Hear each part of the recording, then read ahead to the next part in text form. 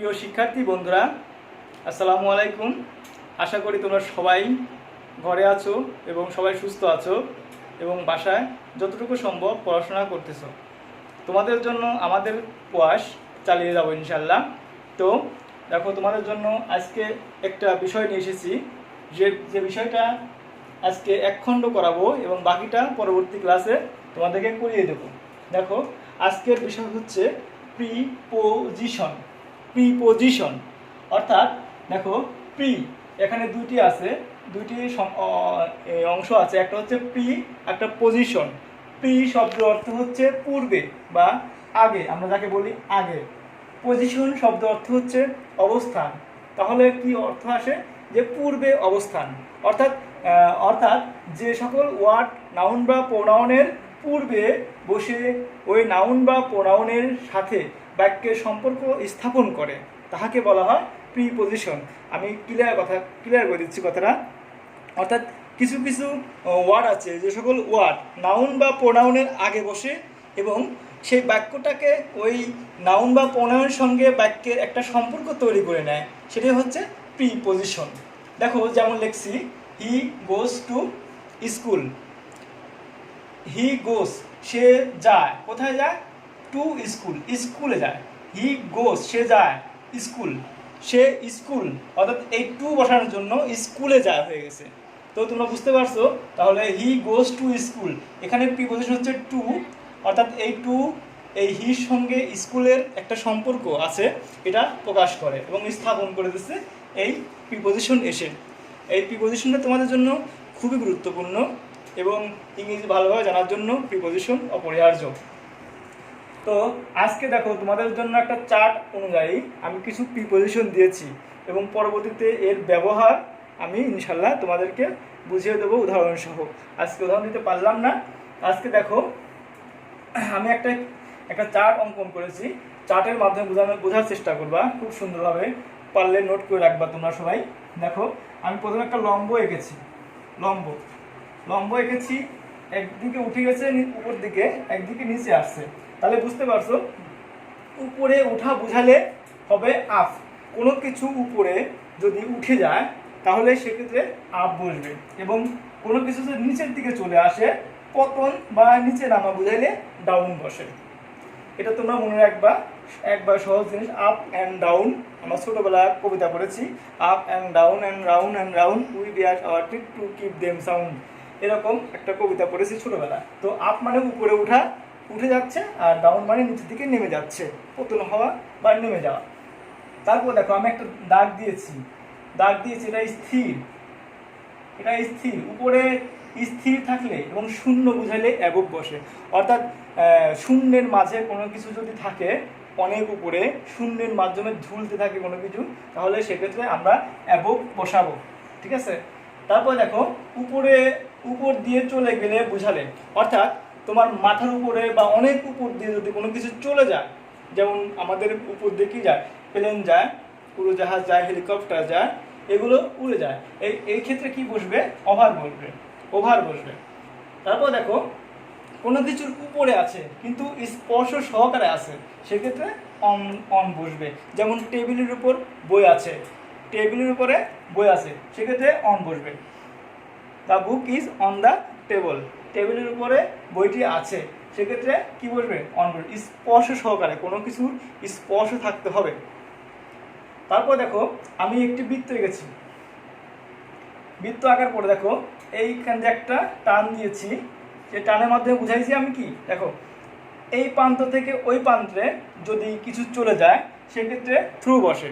ধরো, এই মোড় থেকে রাস্তার শেষ মাথা পর্যন্ত যদি কেউ যায় বা কোনো কিছু যায়, সেক্ষেত্রে আমরা এই থ্রু ব্যবহার করব।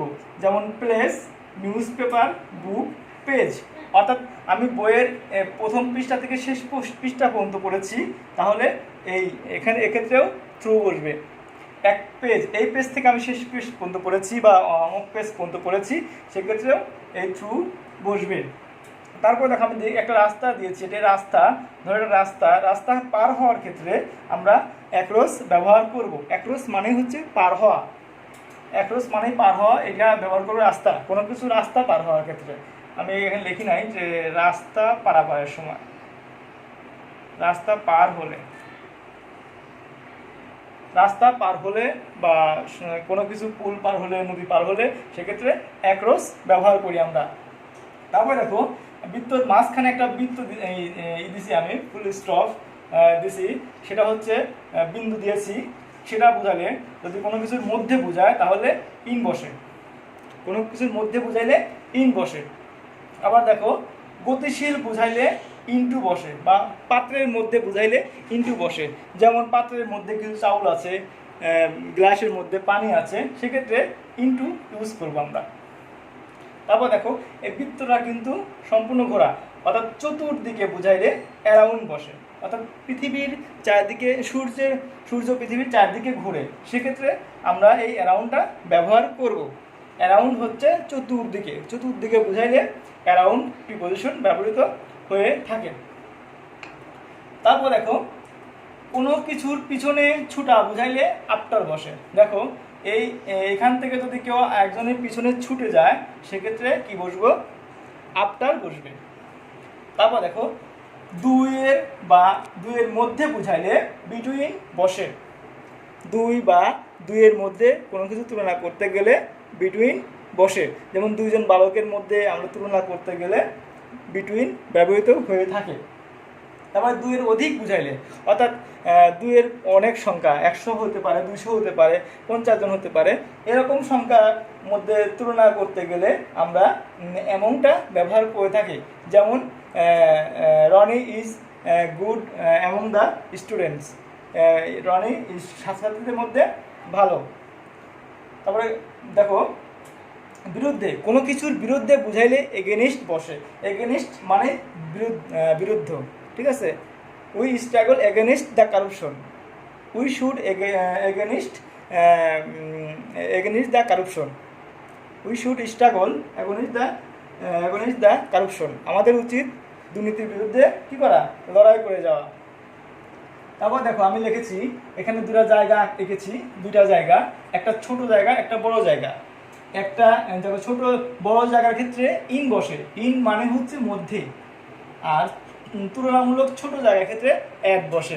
যেমন একটা উদাহরণ দেই, দেখো উদাহরণটা দিতাম না, তারপর উদাহরণ দেই। দেখো I live in Pabna at Jalalpur, আমি পাবনা জেলার জালালপুরে বাস করি। আমি বলেছি আই লিভ ইন পাবনা, পাবনার আগে ইন লাগাইছি কারণ পাবনা একটা জেলার নাম, আর অ্যাট জালালপুর, জালালপুর ছোট জায়গা, আমার গ্রামের নাম জালালপুর, এই জন্য জালালপুরের আগে কি লাগাইছি? অ্যাট লাগাইছি। অর্থাৎ বড় জায়গার ক্ষেত্রে ইন বসবে, ছোট জায়গার ক্ষেত্রে অ্যাট বসবে।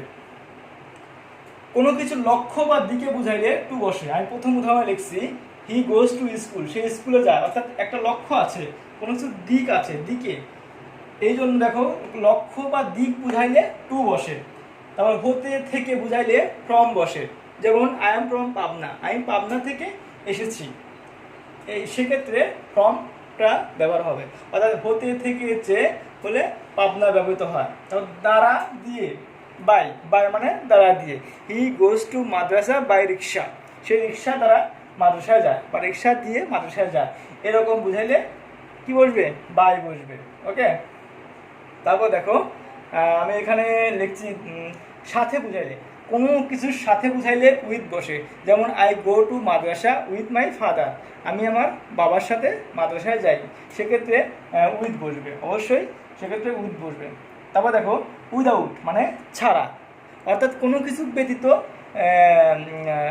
ব্যতীত বুঝাইলে উইদাউট বসে। যেমন you can not prosper in life without the hard work, তুমি কঠিন পরিশ্রম ছাড়া কখনোই তুমি জীবনে সফলতা লাভ করতে পারবে না। এখানে উইদাউট মানে কোনো কিছু ব্যতীত বুঝাইলে ছাড়া উইদাউট বসে। তারপর দেখো বিফোর মানে হচ্ছে পূর্বে, কোনো কিছুর পূর্বে, কোনো কিছু আগে বুঝাইলে বিফোর বসে। দেখো তারপরে তাছাড়া মানে বিসাইড মানে তাছাড়া, যেমন একটার বিপরীতে আর একটা হতে পারে। যেমন আমার কথা বলি beside it you can not prosper in your life, তুমি এটা ছাড়া তুমি তোমার জীবন লক্ষ্য অর্জন করতে পারবে না, এরকম কিছু। সো আজকের ক্লাসে তোমরা কি শিখলে? যে প্রিপজিশন, আমি তোমাদের কিছু প্রিপজিশন দিয়েছি ছক আকারে, তোমরা এইগুলো সুন্দরভাবে ইনশাল্লাহ মুখস্থ করবা এবং ঠোঁটস্থ করবা। ঠোঁটস্থ বলতে তোমার মুখের উপর রেখে দিবা সবসময়, যখন ব্যবহার লাগবে তখনই ব্যবহার করতে পারবে ইনশাল্লাহ। আগামী ক্লাসে তোমাদেরকে অ্যাপ্রোপ্রিয়েট প্রিপজিশন সহ প্রিপজিশনের আরও কিছু নিয়ম তোমাদেরকে দিব। সে পর্যন্ত তোমরা সবাই ভালো থাকো। আল্লাহ হাফেজ।